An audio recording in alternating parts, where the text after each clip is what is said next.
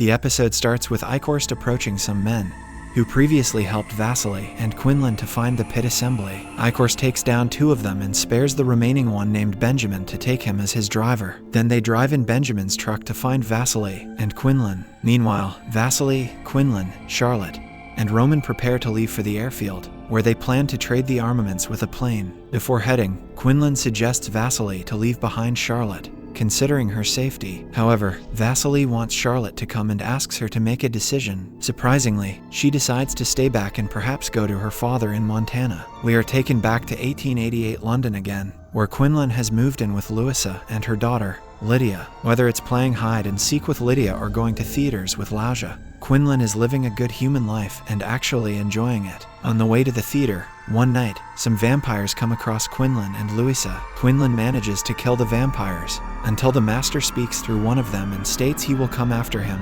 Immediately, Quinlan snaps the vampire's neck and runs with Louisa. In the present, Zach walks Abby home. As they walk, they talk about each other's parents and bond well. Zach, who is quite fond of Abby, gets a goodbye kiss on his cheek from her before she leaves. Back to Dakota, Benjamin turns the CB radio inside the truck to warn Vasily and team, while Eichhorst is busy taunting him. Once they are aware, the team drives as fast as they can to the airfield. Unfortunately, Eichhorst learns about Benjamin's deception and kills him. Again in the flashback, Quinlan leaves Louisa and Lydia behind to fulfill his purpose of killing the master. According to a prophecy, Quinlan slow dies when the master is destroyed, so he bids his last goodbye to the mother-daughter and heads out on his mission. Back to the present, Zach is desperate to see Abby, so he goes to her place unannounced to find Abby kissing her boyfriend. Sad and furious, Zach returns home. Elsewhere, Vasily and team arrive at the airfield, where they meet Roman's pal, Dooley. They trade the weapons, except the nuke, for an aeroplane.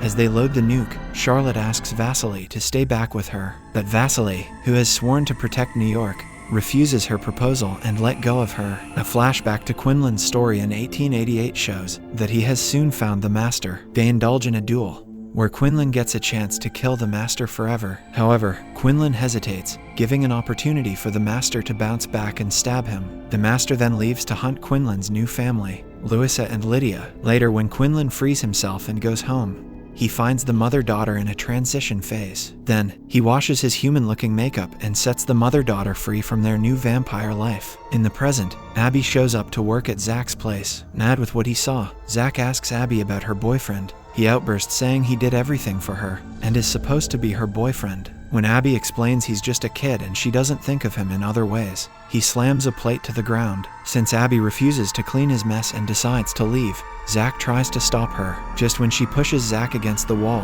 his pet feeler comes crawling for his defense. Scared, Abby pleads with him to stop the feeler, but he doesn't respond. Soon, the vampire feeds on Abby, turning her into one of them. Afterwards, the master arrives in Kelly's form and consoles Zach, saying now Abby will never abandon or betray him. Next, Eichhorst reaches the airfield just when Vasily, Quinlan, and Roman are trying to take off. While Eichhorst pursues them, Dooley shoots him from the command tower. But Eichhorst comes out of the truck and shoots Dooley dead. Then he constantly fires at the plane but misses. Suddenly, he's shot and injured by Charlotte, giving Vasily and team the opportunity to fly away to New York. Later, they land in Long Island, New York. Before they could head towards their destination, they are approached by some vampires. After killing the vampires, the team is excited to find a van full of weapons. Before they leave, Quinlan leaves a message to the master through a dying vampire that they are coming for him soon. He then shoots the vampire and they drive away. Elsewhere, the master mocks Eichhorst for his failure to capture Satrakian and his team. Eichhorst, being a loyal servant of the master, kneels down and offers his life as punishment. The master criticizes him for being hopeless and defeated by Satrakian. Soon Eichhorst changes his decision and rises to his feet, as he is ready to kill the master's rivals and make him proud. In the following scene, Satrakian is now back to his older self holding his silver cane. He goes to his old apartment building with Dutch to retrieve the lumen. Since Satrakian is not strong enough to climb stairs, Dutch goes to the roof where she had hidden the book. Upon returning with the lumen, she finds Satrakian weak and fragile. After finding the lumen is safe, Satrakian praises Dutch and they leave for a new hideout. Meanwhile, Ephraim and Alex make their way to the city through tunnels after discovering new horizons. He explains to Alex that they need to find Satrakian soon and end all this, as he always has a plan for everything. Inside a new hideout, Satrakian, who is frustrated and almost losing his mind, tears the lumen's pages and sticks them on the wall when Dutch tries to stop him and ask what he's up to. He claims that he's running out of time before passing out. Next, Eichhorst gives Sanjay a promotion and tasks him to find Satrakian, Quinlan, Dutch, Ephraim, and Vasily. When asked by Sanjay why are they important, Eichhorst states that they intend to bring a nuclear bomb to Manhattan. Back to Satrakian and Dutch's new hideout, Ephraim and Alex arrive unexpectedly. Dutch and Ephraim are happy to see each other after 9 months as they hug tight. She explains to him about being in the partnership as research subjects for the last 3 months. Immediately, Ephraim diagnoses Satrakian with a possible stroke and decides to go get some medicines. He heads out with Dutch, leaving Alex with the old man. Soon the duo arrive at Gus' black market business to get the medicines for Satrakian. Gus's partner, Alonso, isn't quite willing to give the medicines for free until Gus confronts him and tells him they are his friends and the payment is on the house. Alonso reluctantly agrees. Afterwards, Gus goes with Dutch and Ephraim to meet Satrakian. They are unknowingly followed by Alonso.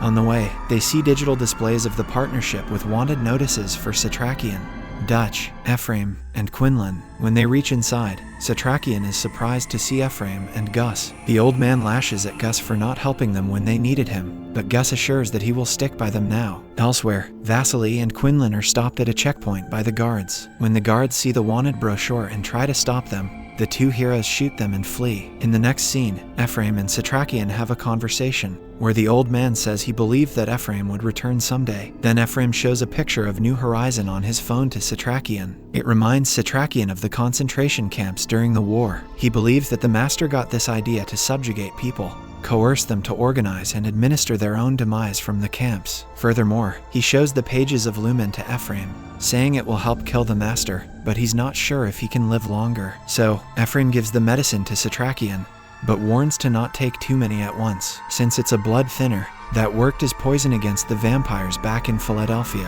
However, Satrakian wants the master's white and shares the formula with Ephraim, claiming how it has helped him live so long. So, Ephraim agrees to help make the formula. After finding the whereabouts of the wanted people, Alonso visits Sanjay, who leads him to the master. Before sharing the information, Alonso demands for fair compensation, asking back his island and no interruption in his black business. He pulls up the clip from a grenade, trying to use it as his protection, but little does he know that he's just a spawn in front of the master. Shortly, the master refuses Alonso's offer and drains him. Back to Ephraim and Satrakian. Their conversation takes a turn when Ephraim confesses that Zach was responsible for the nuclear explosion. Satrakian explains to Ephraim that's what the master does to those who defy him. As he remembers his wife, he was tricked by the master and his wife was killed. Satrakian is sure that the master did the same with Ephraim by using Zach against him. He comforts Ephraim, saying it's not his fault, and asks him not to let anything weaken his resolve. As the two men talk, Dutch overhears them from outside and feels sorry for Ephraim. Next, Quinlan, Vasily, and Roman prepare to cross the Brooklyn Bridge after escaping from the checkpoint. Unfortunately, Sanjay explodes all the bridges and tunnels that would connect the guys with the nuke to the city. As the bridge explodes, Sanjay, Eichhorst, and the master look at the view from the window with delight. While Ephraim and Dutch are away to make the formula of white for Satrakian, Alex talks to Satrakian. As Satrakian tells Alex about prayers and God, he remembers something from the Lumen and goes through the page. Before he could share the information with Alex, Eichhorst and his minions interrupt. In no time, a newly turned Alonso kills Alex, leaving weak Satrakian to fight against the vampires. Alonso also lashes out at Satrakian,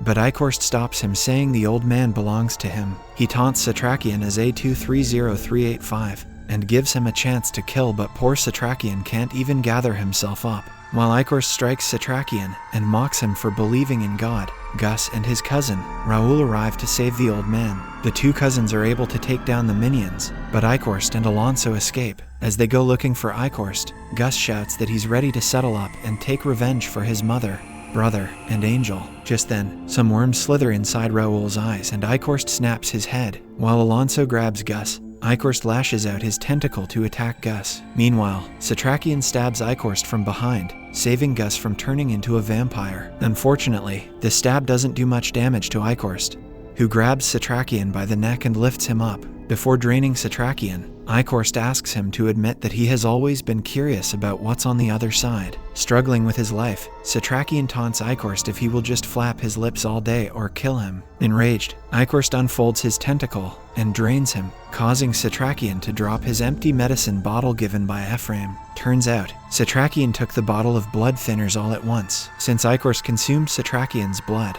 he got poisoned and now is on the verge of dying. When Eichhorst falls down on the ground, Gus gets the chance to kill Alonso. Before executing Eichhorst, who had tortured him for the last 7 decades, Satrakian summons the Master. He talks to the Master through Eichhorst and calls him a parasite that feeds on humans since ancient times, referring the vampires as the strain that depends on mankind. Satrakian warns the Master to flush him out and burn him, no matter how long it takes and no matter who kills him. The Master's end is near. In another face and in another eyes, Satrakian states that the Master will see him as he dies. At the end, the old man tells Eichhorst that his name is Abraham Satrakian and doesn't have a number anymore. Then he beheads Eichhorst, making the Master panic as he loses his most loyal servant. Subscribe and hit that like button to help our channel grow. Turn the notifications on so you won't miss any of our new videos. Thanks for watching.